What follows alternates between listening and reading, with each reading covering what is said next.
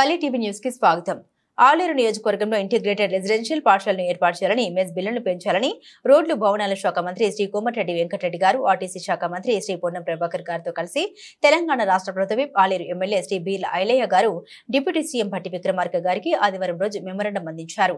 ప్రభుత్వ హాస్టల్స్ లో ఎంఎస్ బిల్లులను పెంచాలని కోరుతూ, అదేవిధంగా ఆలేరు నియోజకవర్గంలో ఎస్సీ ఎస్టీ పేద విద్యార్థులు ఉన్న నేపథ్యంలో నూతనంగా ఏర్పాటు చేయబోయే ఇంటిగ్రేటెడ్ రెసిడెన్షియల్ పాఠశాలలో ఆలేరు నియోజకవర్గానికి కూడా ఇంటిగ్రేటెడ్ రెసిడెన్షియల్ పాఠశాలను ఏర్పాటు చేయాలని డిప్యూటీ సీఎం శ్రీ భట్టి విక్రమార్క గారికి మంత్రులతో కలిసి ప్రభుత్వ ఆలేరు ఎమ్మెల్యే బీర్ల ఐలయ్య గారు మెమోరాండం అందజేశారు. హర్యానాలో భారీ మెజార్టీతో కాంగ్రెస్ గెలవబోతుంది. రేపు మా భావి ప్రధాని రాహుల్ గాంధీ గారు ప్రధాని కాబోతున్నాడు. దానికి సంకేతమే ఇలా హర్యానా ఎలక్షన్లు, జమ్మూ కాశ్మీర్ ఎలక్షన్లు. ఇలా 2 రాష్ట్రాలు జరిగితే క్లీన్ షీట్ చేయబోతున్నాం. అంతకు మించి మీకు నిదర్శనం ఏం కావాలి? మళ్ళీ టీఆర్ఎస్ మాట్లాడుతారు రుణమాఫీలా.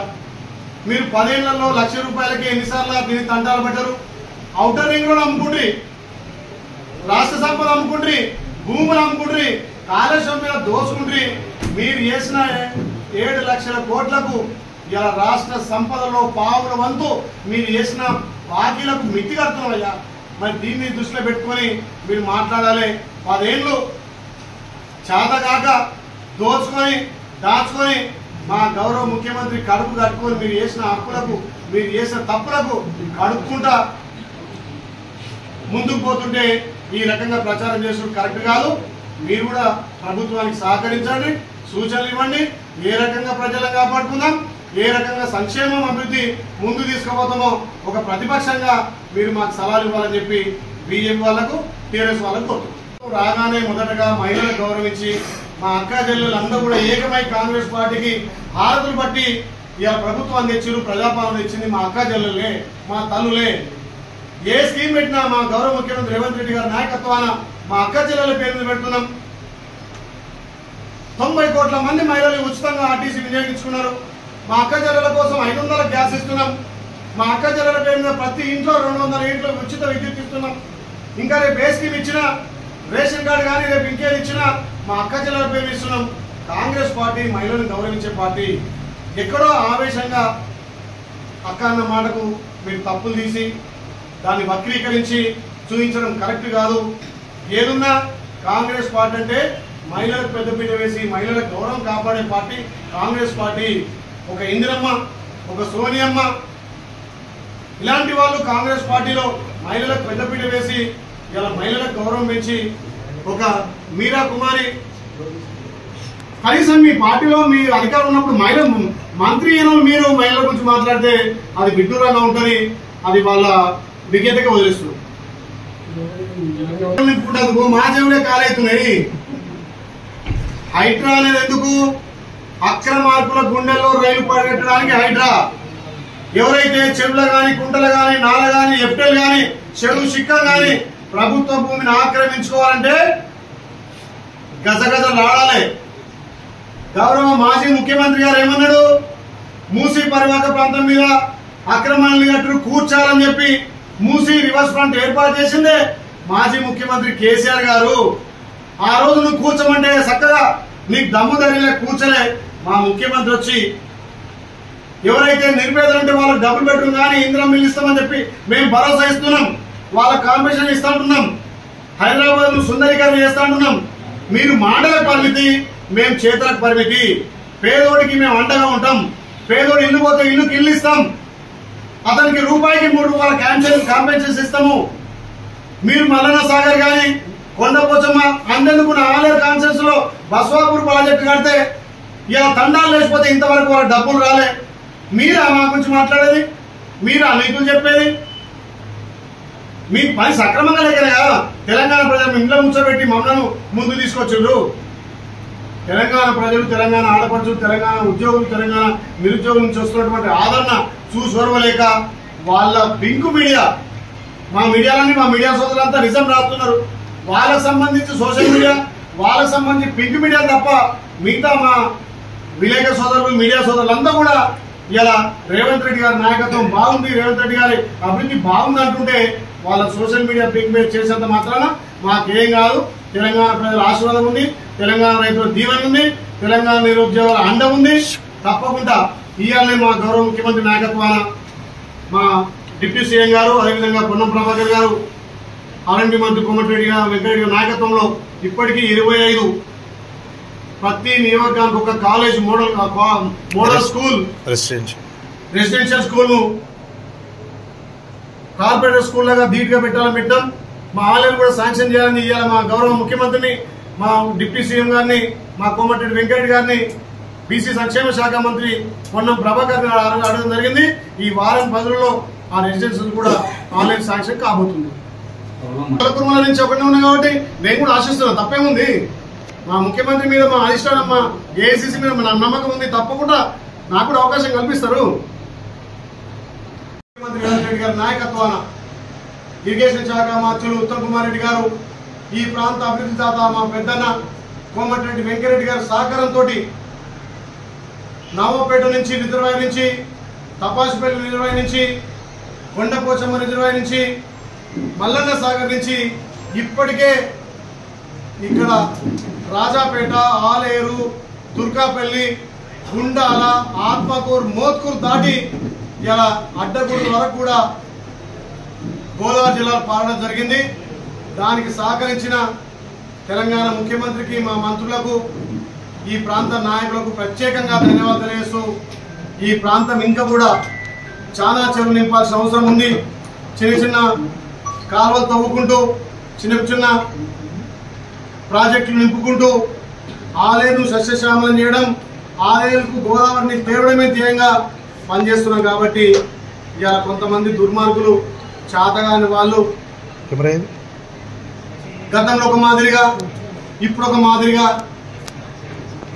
ఊసర వెళ్ళి లెక్క రంగులు మార్చి, మాటలు మార్చి మా ప్రభుత్వాన్ని అప్రతిష్ట చేయాలని చెప్పి మాట్లాడుతున్న వాళ్ళకు మరి పారుతున్న గోదావరిలే సమాధానం చెప్పాలి. ఒక సన్యాసి అంటాడు కాళేశ్వరం నీళ్ళు అంటాడు, కాళేశ్వరం బ్రహ్మాండంగా ఉందంటాడు. కాళేశ్వరంలో ఒక 10 గేట్ల చూస్తే కాళేశ్వరం సంగతి తెలుస్తుంది. ఇక మరి ఆ సన్యాసిలో కాళేశ్వరం గేట్లను ఎత్తేసినాం. దివంగత ముఖ్యమంత్రి రాజశేఖర రెడ్డి గారు కట్టినటువంటి ఎల్లంపల్లి అక్కడి నుంచి లిఫ్ట్ చేస్తున్న నీళ్ళు ఇవ్వాల, కాళేశ్వరం నీళ్లు కాదు. అదేవిధంగా నవాపేటకు దేవాదుల ప్రాజెక్టు నుంచి వచ్చే నీళ్లు నవాపేట రిజర్వాయర్ నింపుకుంటూ నవాపేట నుంచి గుండాల మండలం సస్యశ్యామలం చేస్తున్నాం. తపాసుపల్లి ఏదైతే ప్రాజెక్టు కాంగ్రెస్ పార్టీ ఆయన కట్టినటువంటి తపాసుపల్లి గతంలో ఉన్నటువంటి నాయకులు సుదీర్ఘ ప్రాంతం ఉన్నటువంటి కొండపాక ఆ ప్రాంతానికి హారతి బట్టి నీళ్ళు అందిస్తే, అప్పుడు కొండపాక నీళ్ళు అందిస్తే నోరు మెరుపనోళ్ళు ఇవాళ సన్నాయి నొక్కులు నొక్కుతున్నారు. మరి తెలంగాణ ప్రజలు, ముఖ్యంగా ఆలేరు ప్రజలు బుద్ధి చెప్పినా మీ వక్ర బుద్ధి మారతలేదు. నేను ఒకటే మీకు సూటిగా ప్రశ్నిస్తున్నా, ఇంకే చెరు నింపుదాం రండి. నేను మా ముఖ్యమంత్రి కాలు పట్టుకొని, మా మంత్రుల కాలు పట్టుకొని ఆలేరులో ఉన్నటువంటి ప్రతి రైతు కాళ్ళు కడిగే విధంగా మేము పనిచేస్తా. మీరు సలహాలు సూచనలు ఇవ్వండి. అవసరమైతే జేబు నుంచి డబ్బులు పెట్టి కాలువలు తీయడానికి కూడా సిద్ధంగా ఉన్నా దానికి మీరు సహకరించాలి. కానీ ఇట్లాంటి సన్నాయి నొప్పులు బంద్ చేసుకోవాలి. ముఖ్యంగా ఈ 10 ఏళ్లలో మా ఆలేరు నియోజకవర్గం నాయకులందరి సహకారంతో, ఇప్పటికీ గౌరవ ముఖ్యమంత్రి గారి సహకారంతో 2500 మందికి సీఎం రిలీఫ్ ఫండ్ ఇప్పించిన ఘనత కాంగ్రెస్ పార్టీది. కళ్యాణ లక్ష్మి కానీ, షాద్ ముబారక్ కానీ సీఎం రిలీఫ్ ఫండ్ లో ఎక్కడ కూడా అవకతవకలు లేకుండా నేరుగా బెనిఫిషియర్ ఖాతాలోకి పోయే విధంగా ఎక్కడ కూడా అవినీతికి తావు లేకుండా ఇలా అందిస్తా ఉన్నాం. ఈ రోజు సుమారు 450 మందికి సీఎం రిలీఫ్ ఫండ్లు పెట్టిన 3-4 నెలలనే ఇవాళ ఇప్పించిన ఘనత కాంగ్రెస్ పార్టీది. ఇంకా 2500 బెనిఫిషియర్లకు ఈ 15 రోజులనే సీఎం రిలీఫ్ ఫండ్ అందియబోతున్నాం. ఈ రకంగా ఆలేరులో ముందుకు పోతున్నాం. రైతుల కన్నీళ్లు తుడుస్తున్నాం. ఇవాళ నిరుద్యోగులకు ఉద్యోగాలు ఇస్తున్నాం. ఎన్నో సంక్షేమ పథకాలు అందిస్తున్నాం. దీన్ని చూసి ఓర్వలేక కొంతమంది ఇవాళ దుష్ప్రచారం చేయాలని చూస్తున్నారు. మా గౌరవ ముఖ్యమంత్రి మీద ఈ పింక్ మీడియా ద్వారా ఇవాళ ఎదురుదాడి చేస్తున్నారు. నిన్ననే మా గౌరవ భువనగిరి పార్లమెంట్ సభ్యులు చామల కిరణ్ కుమార్ రెడ్డి గారి ఆధ్వర్యంలో ఏదైతే మూసీ సుందరీకరణ, గత 10 ఏళ్లుగా మూసీ సుందరీకరణ పేరు మీద మూసీ రివర్ ఫ్రంట్ కార్పొరేషన్ ఏర్పాటు చేసి ₹1 కూడా దాని నిధులు ఇవ్వలే. మరి మా గౌరవ ముఖ్యమంత్రి గతంలో ఏదైతే హైదరాబాద్, నల్గొండ, రంగారెడ్డి ఒక జీవనదిగా మారి తాగునీరు సాగర్ అందించినటువంటి మూసీ నది ఇలా 1980 తర్వాత పారిశ్రామల వల్ల ఏదైతే మానవ తప్పిదాల వల్ల మురికి కుంపగా మారింది. దానివల్ల సుమారు 25 లక్షల మంది ఇలా అనారోగ్యం పాలై పండించిన పంట వడ్లు కానీ ప్యాడ్ కానీ కూరగాయలు కానీ ఇలా పాలు కానీ తినలేని తాగలేని పరిస్థితిలో మా పంట అమ్ముకోలేకపోతే మా గౌరవ ముఖ్యమంత్రి మూసీ ప్రక్షాళన చేపడితే దాన్ని కమిషన్ల ప్రక్షాళన అంటారు. మరి మీ లెక్క కమిషన్ల కోసం కాదు మా గౌరవ ముఖ్యమంత్రి వచ్చిన 10 నెలల్లో ఒక్కరోజు కూడా సెలవు తీసుకోకుండా తెలంగాణను భారతదేశంలో అగ్రగామి ఉంచాలని చెప్పి ఏ రాష్ట్ర ముఖ్యమంత్రి కూడా సాహసోపేతం చేయనటువంటి నిర్ణయం రైతులను చేయడం కోసం ఏదైతే మా భావి ప్రధాని రాహుల్ గాంధీ గారు వరంగల్ రైతు డిక్లరేషన్ లో ఇచ్చిన మాట ప్రతి రైతన్నకు రుణమాఫీ చేస్తారు 2 లక్షల మాట కట్టుబడి గాంధీ కుటుంబం మాట అంటే శిలాశాసనంగా పరిగణించి 2 లక్షల రుణమాఫీ చేసిన ఘనత రాహుల్ గాంధీ గారి మాట నిలబెట్టిన ఘనత ఇలా మా ప్రియతమ నాయకుడు మా ముఖ్యమంత్రి రేవంత్ రెడ్డి గారు 22 లక్షల కుటుంబాలకు 18,000 కోట్లు 27 రోజులని అందించిన ఘనత కాంగ్రెస్ పార్టీది. ఎవరైతే 2 లక్షల మీద ఉన్న కొందరికి మిగతా ఉన్న డబ్బులు కట్టుకోండి, మేము 2 లక్షల రైతు రుణాలు అకౌంట్లో వేస్తామని చెప్తున్నాం. ఎవరైతే టెక్నికల్ ఇష్యూ ఉన్నారో ఎవరికైతే కొంత అకౌంట్ మ్యాచ్ కాలేదో వాళ్ళకు కూడా ప్రతి రైతన్నకు 2 లక్షల రుణమాఫీ అందిస్తామని చెప్పి మా ప్రభుత్వం కృత నిశ్చయంతో ఉంది.